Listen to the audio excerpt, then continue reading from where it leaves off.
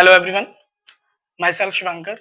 आज हम एमएसएन का सेकंड टॉपिक कवर करने वाले हैं। आज की हमारी जो क्लास है, सेकंड क्लास है। इससे पहले हम जो टॉपिक देख रहे हैं, वो है हमारा डिसऑर्डर ऑफ ईएनटी। इसमें हम इससे पहले ऑटोलेजिया कवर कर चुके हैं अपनी फर्स्ट वीडियो में और ये आज हमारी सेकंड वीडियो है। इसमें हम देखेंगे foreign body in the year.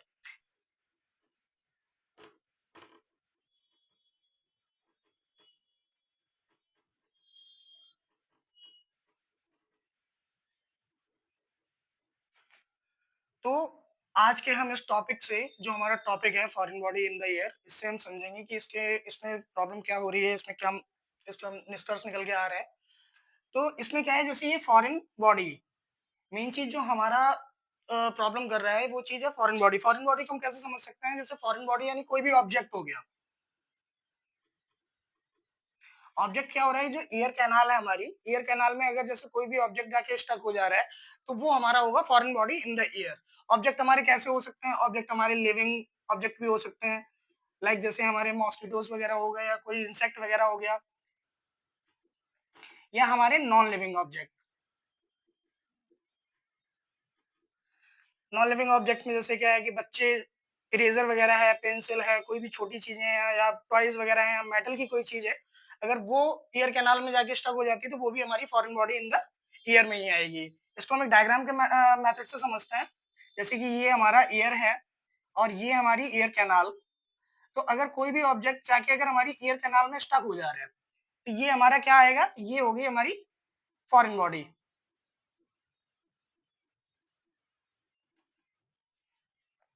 तो इसी को हम बोलेंगे foreign body in the year. इसको हम इसकी डेफिनेशन समझ लेते हैं कि इसकी डेफिनेशन हम कैसे लिख सकते हैं। डेफिनेशन में बहुत ही सिंपल सा रहेगा।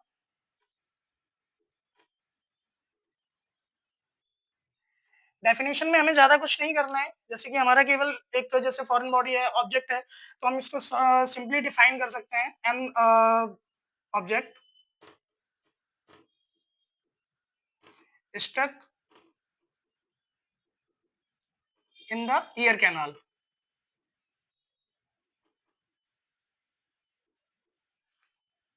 तो ये नॉर्मली हमारी सिंपल सी डेफिनेशन हो सकती है, an object stuck in the ear canal. अगर जैसे कि इसमें क्या होता है कि जैसे हमारा ईयर वैक्स वगैरह है, तो ईयर वैक्स को हम इसमें काउंट नहीं करेंगे, या ईयर वैक्स हमारा इसमें नहीं आता। ईयर वैक्स के लिए हमारा जैसे क्या है, वो ईयर वैक्स ब्लॉकेज हम उसको लिख सकते हैं। जैसे कि अगर कभी भी जैसे इसके अलावा अगर कोई टॉपिक आता है, या हमारी कोई प्रॉब्लम ऐसी आ रही है जिसमें फॉरेन ऑब्जेक्ट की जगह पे ईयर वैक्स है, तो वो हमारा ईयर वैक्स ब्लॉकेज में आएगा।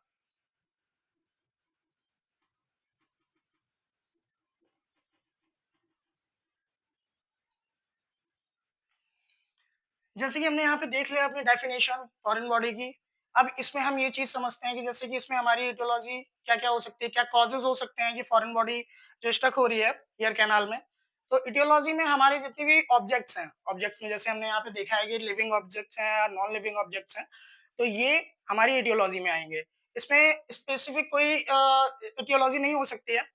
इसमें जो भी हमारे ऑब्जेक्ट रहेंगे, हम उसी के अकॉर्डिंग ही उसकी इटियोलॉजी समझते हैं।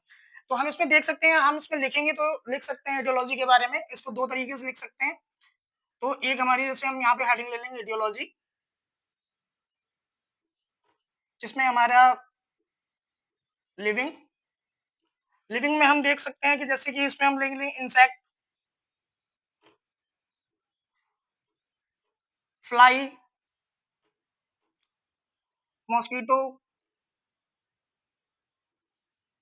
या और भी जो भी इंसेक्ट वगैरह होते हैं, तो जो लिविंग में है, लिविंग ऑर्गेनिजम्स होते हैं, उनको हम इसमें ले सकते हैं जो हमारी इटियोलॉजी में आएँगे। इसमें हमारे जैसे कि जो नॉन लिविंग है, नॉन लिविंग में जैसे इरेज़र है, पेपर, या कोई भी मेटल, ठीक है? जैसे इसमें वुडन भी ले सकते हैं, मेटल भी ले सकते हैं, ये हमारी एक तरीके की इटियोलॉजी हो गई। इसमें हम जैसे कि और भी जैसे ऑर्गेनिक जो चीज़ें हैं, ऑर्गेनिक चीज़ें भी ले सकते हैं। ऑर्गेनिक में जैसे हमारा बीन्स हो गए या मटर का दाना, तो इस तरीके की जो चीज़ें हैं, ये हमारी इटियोलॉजी में आएँगी इसकी, जो फॉरेन बॉडी है, तो उसमें हमारी इटियोलॉजी हम ये लिख सकते हैं। इसके बाद इटियोलॉजी के बाद अगर हम देखते हैं इसकी पैथोफिजियोलॉजी। तो पैथोफिजियोलॉजी के लिए एक चीज़ ज़रूरी होती है, जैसे कोई डिसीज़ है या कोई माइक्रो ऑर्गेनिज़्म किसी जगह पे ग्रोथ कर रहा है, तो उसमें उसकी पैथोफिजियोलॉजी हो सकती है। लेकिन a foreign body in the year, इसमें कोई भी ऑब्जेक्ट है वो केवल स्टक हो रहा है ईयर कैनाल में, तो उसके लिए हम एग्ज़ैक्टली इसकी कोई पैथोफिजियोलॉजी नहीं होती है। तो इसके लिए पैथोफिजियोलॉजी के लिए ये कि अगर कोई अकॉर्डिंग टू कंडीशन हम दे सकते हैं। अब जैसे कि हमने इसमें कवर कर लिया है डेफिनिशन, इटियोलॉजी, अब इसके बाद हम इसकी देखेंगे क्लिनिकल मैनिफेस्टेशन या साइन एंड सिम्पटम्स। इसके आगे हम देखते हैं इसके अपने क्लिनिकल मैनिफेस्टेशन या क्या इसमें साइन एंड सिम्पटम्स आएँगे। तो जैसे कि फॉरेन ऑब्जेक्ट है, तो जैसा कि हमारा जिस तरीके का जिस टाइप का ऑब्जेक्ट हुआ उसी हिसाब से इसमें हमारे साइन एंड सिम्पटम्स देखने को मिलेंगे। फिर भी एक बार हम कवर कर लेते हैं।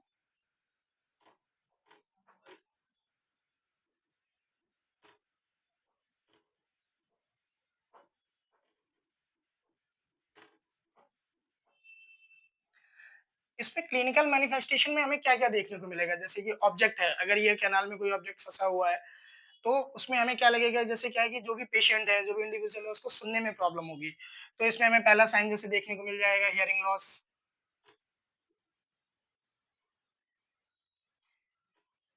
ऑब्जेक्ट है, अगर कोई ईयर कैनाल में जैसे फँसा हुआ है, तो वहाँ पे हमें फुलनेस फ़ील होगी। तो इसमें हम दे सकते हैं सेंस ऑफ फुलनेस।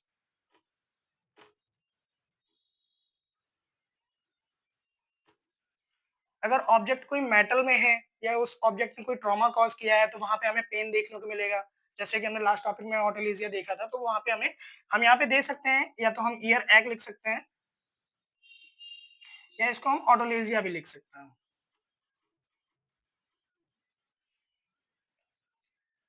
इसके अलावा जैसे कि हमें और क्या-क्या देखने को मिलेंगे साइन एंड सिम्पटम्स में। अब इसी पे हमारा डिपेंड करता है, जैसे कि हमारा ऑब्जेक्ट है, अगर ऑब्जेक्ट की वज़ह से कोई ट्रॉमा हुआ है, तो यहाँ पे हमें ट्रॉमा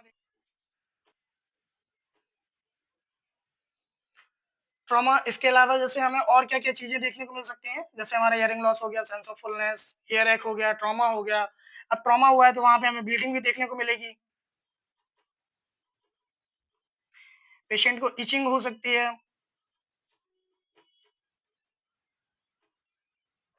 इसके अलावा जैसे क्या है कि इसमें हमें और क्या है, इचिंग है, उसके अलावा हमें रेडनेस रेडनेस भी देखने को मिलेगी, स्वेलिंग देखने को मिल सकती है। इस तरीके से हम काफ़ी सारी चीज़ें इसमें दे सकते हैं।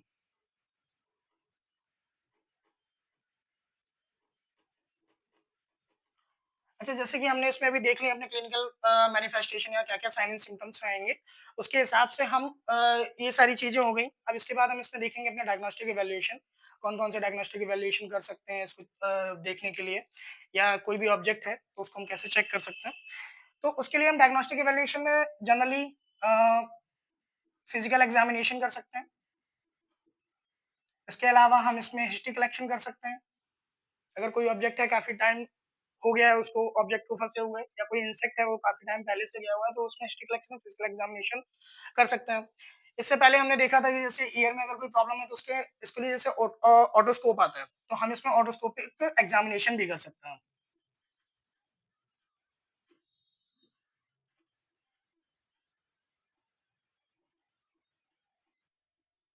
जैसे कि हमने इसमें देखा था हियरिंग लॉस है, या हम इसमें हियरिंग टेस्ट कर सकते हैं।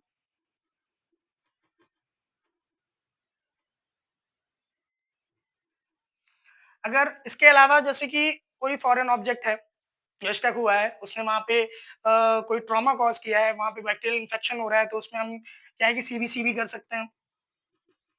या ट्रॉमा हुआ है तो वहाँ पे अगर कोई मेजर ट्रॉमा या जो भी ऑब्जेक्ट है या काफ़ी ज़्यादा वो डीप इंसर्ट हो गया है, तो यहाँ पे हम इसमें सीटी स्कैन भी कर सकते हैं। ठीक है, तो यहाँ पे हमने देख ली अपनी 2 चीज़ें, साइन एंड सिम्पटम्स हो गए, डायग्नोस्टिक इवैल्यूएशन हो गए। इसके अलावा अब हम इसमें देखेंगे कि किस तरीके से हम इसका मैनेजमेंट कर सकते हैं। इसमें हम मैनेजमेंट में मेडिकल मैनेजमेंट है, और या जो हमारे जनरल मैनेजमेंट है, उनको कवर। इसके बाद हम देखते हैं इसके management.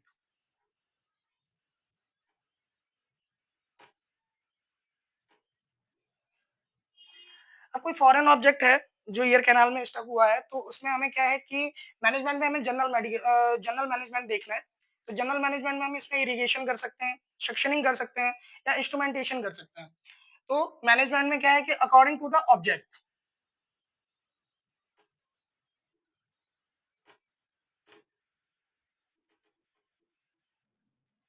According to the object हम इसमें क्या है, जैसे इरिगेशन कर सकते हैं। सेक्शनिंग कर सकते हैं या फिर इंस्ट्रूमेंटेशन।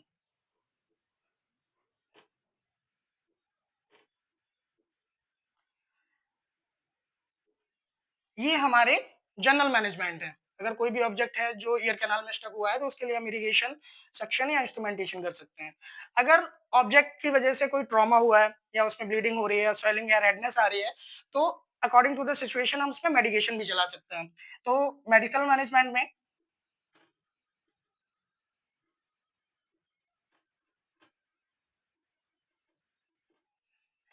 हम इसमें एंटीबायोटिक दे सकते हैं।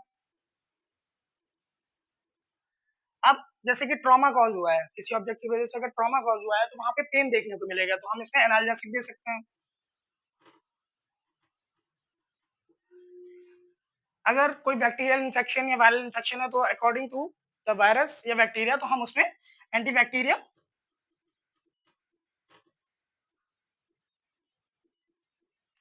एंड एंटीवायरल, ये मेडिकेशन हम इसमें चला सकते हैं।